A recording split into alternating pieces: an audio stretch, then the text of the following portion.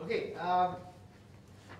today follow-on story on the National Feedlot Corporation. Information continue to come in, and more mismanagement continue to arise. Over the past 2 weeks, Datuk Sri Muhammad Saleh, the Executive Chairman of NF Corp, have continually insisted that money which was taken out from National Feedlot to other companies belonging to the directors, i.e. Muhammad Saleh and the children, are meant to be part of the entire picture. That means all these other companies are supposed to be subsidiaries of NF Corp. So there's nothing wrong with taking out the money because they are supposed to be the same anyway. Okay? Now, we don't buy that argument, that's number one. Okay? As I said, in 2009, there's at least 81 million taken out. I think by now more than 100 million is taken out. But even if that argument is correct, that it's always meant to be part of NF Corp. Now, research on these companies that were supposed to be part of NF Corp. 3 companies in Malaysia. First company is Real Food Company, as opposed to fake food. Second company is National Meat and Livestock Company.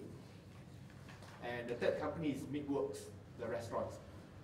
Okay, there are 3 companies which are owned, or the directors are Muhammad Saleh and the 3 children. Okay, and they are all owned by the same people in different permutations. Maybe sometimes here, one of the sons got 50% and the other one got 20%, but they are all owned by the same people, no one else. Okay. Now, we did an extract of the companies and the accounts. Okay. First one is National Meat and Livestock Company, NMLC, and second one is RFC, Real Food Company.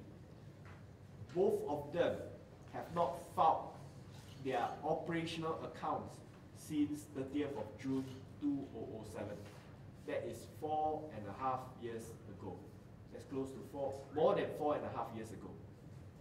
For more than 4.5 years, no accounts have been filed.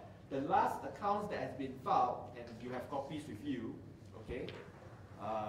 Report and financial statements. One for BizBuns. BizBuns is the old name for National Meat and Livestock, and Macronil Technology is the old name for Real Food Company. These were accounts filed when they were still dormant. That means no revenue. If you look at the financial statements, actually the summary sheet is easy to look at. If you look at the summary sheet from SSM, you look at National Meat and Livestock Corporation. Okay, the list of directors are there, the list of shareholders are there. If you look at the last page, very last page, okay, 30th of June 2007, filed on April 2008, there's no assets, 0. There's non-current liabilities, 4,994. There's accumulated losses over the few years. And profit, no revenue, no profit, and just a loss after tax of 1,366. These are basically setting up company costs. So no operations. This is the last accounts. So ever since they started operations, nothing. No accounts have been filed. Now this is the same for Real Food Company. Again, you look at the last page of the SSM records. Okay, no current assets, no revenue. Losses of 2,482 ringgit, which is basically your setup cost for the company. No accounts have been filed ever since. Okay. For Meatworks, the third company, it was set up later. It was set up in 17th of December 2009. If you look at the third company, not a single account have been filed. 0. They never filed for accounts. Now, if more than 100 million has been diverted or siphoned into these companies, and this money is public money, basically loan given by the government, then this money should actually be properly accounted, taken care of in a transparent and stringent manner. And yet for 4.5 years, There's no records at all on how they spend their money, whether these companies were profitable, loss-making, how much assets, how much liabilities they have taken on, nothing. So this is a clear case whereby money from the government has been abused. Now my bigger concern now is 4.5 years never audit accounts. So what's going to happen next? Now that I do this press conference, they're going to start saying, oh, we are auditing now. Our fear is, because it's backdated accounts, numbers may be fudged. We do not know how accurate the numbers will be, because they were not done in a timely fashion. And given the crisis that's happening at the moment, okay, there's every reason to believe that the accounts may be managed. So, in this particular case, there are a few things I've listed in my statement. They are technical stuff. Number one, okay, if you look at the second page, they are in breach of many other laws in the Companies Act. Many other laws. I'm just citing a few. For example, they are supposed to annually, okay, submit the company's annual general meetings, file its annual returns to the Registrar of Companies together with the audited financial report. They are supposed to do that every year. They have not done that for 4.5 years. Okay? For example, clause 169 bracket 1 of Companies Act says that the directors of every company shall, at some date not later than 18 months after incorporation of the company, and subsequently at least in every calendar year at intervals not more than 15 months, lay before the company at its AGM a profit and loss account for the period since the preceding accounts. Okay? And under clause 171 bracket 1, this is the penalty involved. The Act dictates imprisonment for 5 years or 30,000 ringgit fine. If any director of a company fails to comply or take all reasonable steps to secure compliance by the company with the foregoing provisions of this division, okay, or has by his own willful act been the cause of any default by the companies thereunder, he shall be guilty of an offence under the Act. So this is a possible penalty for breaching the Companies Act under this particular section. Okay, as I mentioned earlier, the concern would then be how will the accounts now be audited. Okay, we would like to remind the auditors of these companies to be extra diligent and mindful in auditing the accounts as public interest is involved. Under the Companies Act, it is the duty of an auditor of a company to inform an opinion as to whether he has obtained all the information explanations that he required and whether proper accounting and other records, including registers, have been kept by the company.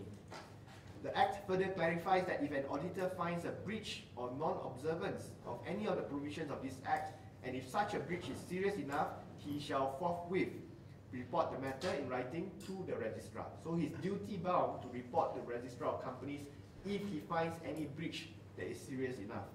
Now the penalty for not fulfilling these duties as an appointed auditor is imprisonment for 2 years or 30,000 ringgit or both. Just to highlight also the fact that the auditor is actually protected under the law, clause 174A, that in the absence of malice in his part, he's not liable for defamation at the suit of any person in respect of any statement which he makes in the course of his duties as an auditor. So he's actually protected. He can make necessary statements, conclusions, whether verbal or written, to any party or any authority as part of his law. I left out a note, he's not liable. Okay? Regardless of the above, we call upon the Registrar of Companies to act against the directors of these companies which have flouted the law by using powers vested in him, to initiate investigations and to inspect any accounts, books or other documents seized. The interest of Malaysians is paramount, and we call on all authorities to act without fear or favour to ensure that our rights are fully protected from those who abuse their powers. We can write to the registrar, but I'm sure the registrar will find out by tomorrow when you publish it. So the point is whether they want to take any actions. I mean, we have files have been submitted to MACC, to the police. We are still waiting for actions. In this case, it's for the Registrar of Companies to take action as well. I mean, 4.5 years, they are still operating. The question that people are going to ask, is it because they are big shots, that's why they are allowed to operate without having to file for audited accounts? That's the question that everyone is going to ask. Almost any other company out there, you have been summoned, fined, possibly even charged or brought to court, or the companies closed down by the authorities. And yet for these people, 4.5 years, no problem. No need to submit accounts. And worse, other people, at least it's their own money. No, other accounts is their own money. In this case, it is public money, money taken from NFC. Is there any way that if the government wants to take back the money, is there any way that they can freeze everything now? The government can actually freeze these companies, stop the operations. Because they have evidence that money has been channeled to them. That's number one. Number two, these companies have not submitted their accounts. The registrar has the powers to take action. Of course, with the backing of the magistrate. So they have to file with the magistrate to take the necessary actions. But most importantly is actually the fact that money clearly has gone from MF Corp to these companies. So the government can take action. Or rather, the authorities can take action, the police can take action.